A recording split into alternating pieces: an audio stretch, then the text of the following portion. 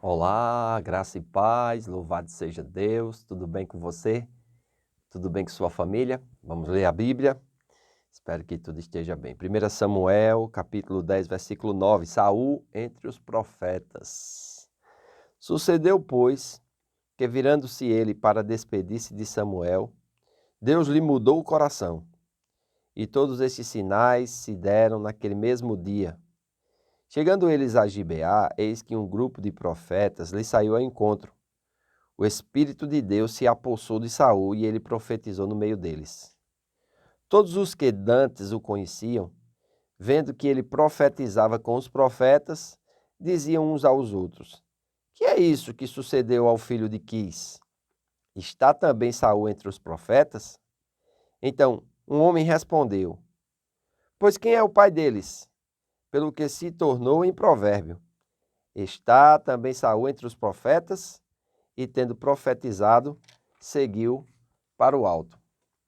Perguntou o tio de Saul a ele e ao seu moço: Aonde fostes? Respondeu ele: A buscar as jumentas. E vendo que não apareciam, fomos a Samuel.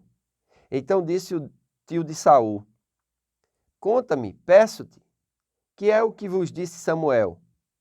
Respondeu Saul a seu tio: Informou-nos de que as jumentas foram encontradas. Porém, com respeito ao reino de que Samuel falara, não lhe declarou. Glória a Deus. Amém? É muito interessante nós vermos aqui essa questão do rei aliado ao profeta. Amém? O rei seria alguém que iria governar, vamos dizer assim, o povo de Deus. O profeta já é alguém que fala em nome de Deus. Então é muito importante nós entendermos que se desejarmos liderar na casa de Deus, liderar no reino de Deus, nós precisamos aprender a falar em nome de Deus. E como falamos em nome de Deus, se não através da sua palavra? Porque a palavra de Deus, ela revela a vontade de Deus, revela os princípios de Deus, revela o caráter de Deus e revela também como um homem e uma mulher de Deus devem viver. É interessante isso aqui, né? Nós vemos que Deus, através de Samuel, ungiu Saul e a habilidade é dada por Deus, mas requer também a responsabilidade de Saul em fazer uso, através da decisão, dessa habilidade, dessa unção. Amém? Então, tanto a transformação e o recebimento do poder do Espírito Santo, do verso 6, bem como a regeneração do coração, são essenciais para Saul guiar Israel segundo o propósito de Deus. Diz aqui o verso 9, sucedeu que, virando-se ele para despedir-se de Samuel, Deus lhe mudou o coração e todos esses sinais se deram naquele mesmo dia. É claro que isso aqui ainda não está falando a respeito do novo nascimento, amém? O novo nascimento é algo, vamos dizer assim, mais profundo, mais consistente, e isso só acontece após a ressurreição de Jesus Cristo, amém? Deus mudou o coração aqui de Saul para que ele pudesse, vamos dizer assim, entender as coisas de Deus. Agora, não quer dizer que porque eu entendo as coisas de Deus, ou porque eu conheço a palavra de Deus, eu vou andar naquilo que a palavra de Deus prescreve. Eu vou confiar inteiramente naquilo que Deus fala. Amém? Então, nós podemos observar aqui que eles tinham uma regra, né? Porque aqui no verso 12, quando Saul está ali no meio dos profetas, né? Alguém diz assim, então o homem respondeu, quem é, pois, o pai deles? Pelo que se tornou em provérbio. Então está também Saul entre os profetas?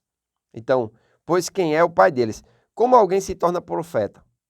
Por linhagem ou pelo Espírito de Deus? Então nós observamos aqui que o pai de Saul, Quis, não era profeta. Portanto, o dom profético era dado por Deus. Este provérbio passou a ser aplicado a qualquer pessoa que começava a atuar em alguma esfera da vida totalmente diferente daquela que normalmente se encontrava. Por quê? Nessa época aqui, geralmente os pais seguiam os filhos.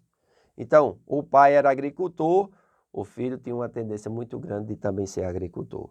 O pai era artesão, o filho tinha uma tendência muito grande de ser também artesão. O pai era sacerdote, o filho tinha uma tendência muito grande de ser sacerdote. O pai era profeta, o filho tinha uma tendência muito grande de ser um profeta. Porém, na linhagem de Saul, não existia profeta.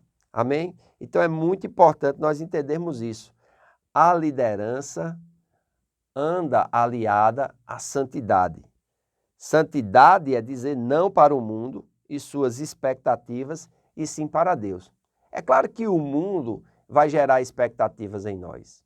Mas lembre-se, lá em Hebreus, capítulo 11, o escritor vai dizer que Moisés rejeitou a glória transitória do pecado e rejeitou ser chamado filho da filha de Faraó, antes decidiu sofrer com o povo de Deus, porque estava em busca da recompensa.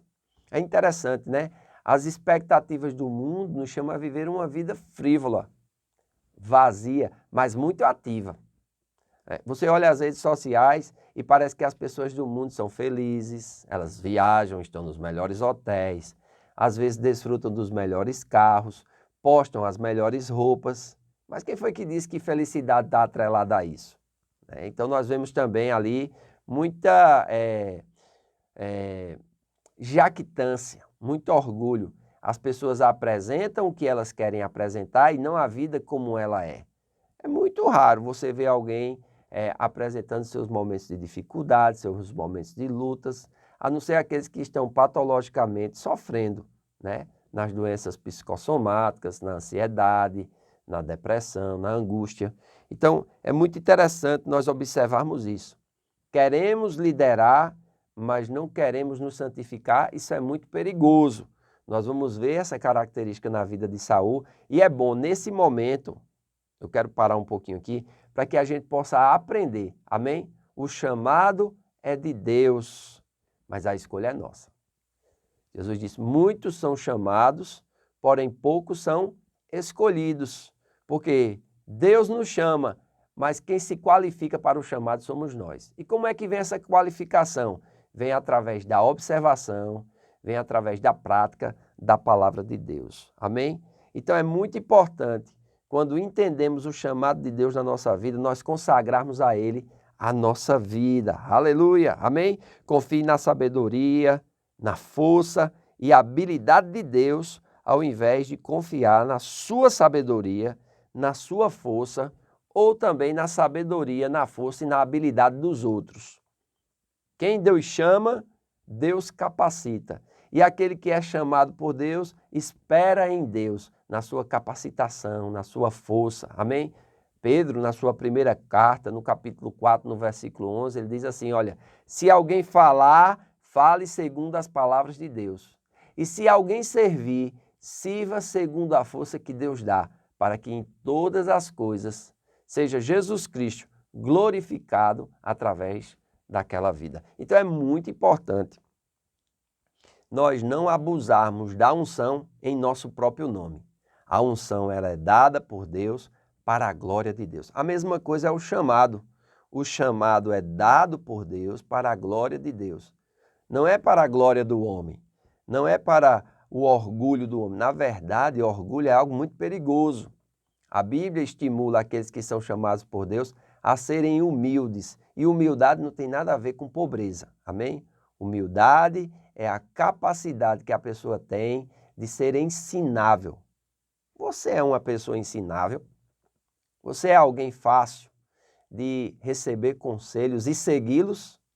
Você é alguém que quando lê a palavra de Deus e vê que aquele ensinamento exige de você obediência e você está na contramão daquilo que a palavra de Deus diz, é rápido em se arrepender, tem um coração quebrantado e se voltar para andar em direção ao que a palavra de Deus prescreve, ao que a palavra de Deus diz, ou você é alguém argumentador, você é alguém que fica irritado quando é confrontado, quando é corrigido. Cuidado, foram esse tipo de sentimento que levou Saul a ser rejeitado por Deus. Nós vamos ver isso mais na frente, amém? Quando o seu tio aqui percebe Saul ali, pergunta de onde ele veio, ele vai ser bem humilde e vai falar, olha, nós estávamos à procura das ovelhas do meu pai, por não encontrá-las, fomos até Samuel, e o nome de Samuel tinha peso naquela época, amém? Então o tio dele pergunta, e aí, como foi? O que disse Samuel? Aí Saul vai responder, sobre as jumentas, não fala nada sobre o reino, porque ele espera. Ah, se ele continuasse assim. Amados, terminar bem é mais importante do que começar bem. Amém? Então, vamos continuar lendo, mas só amanhã, e é importante você estar acompanhando. Amém? Hoje à noite quero convidar você a estar conosco no nosso culto de celebração, que também é o nosso culto de ceia. Né? O mês de julho encerrou ontem, hoje estamos começando o mês de agosto, e eu creio que será uma grande bênção esse mês. Amém? Então vem estar conosco, a lista de presença está aberta. Faço votos por tua prosperidade e saúde, assim como é próspera a tua alma. Se você não mora em Campina Grande, você pode acompanhar pelas nossas redes sociais. Os nossos cultos são transmitidos ao vivo pelos nossos canais. Que Deus te abençoe. Um grande abraço.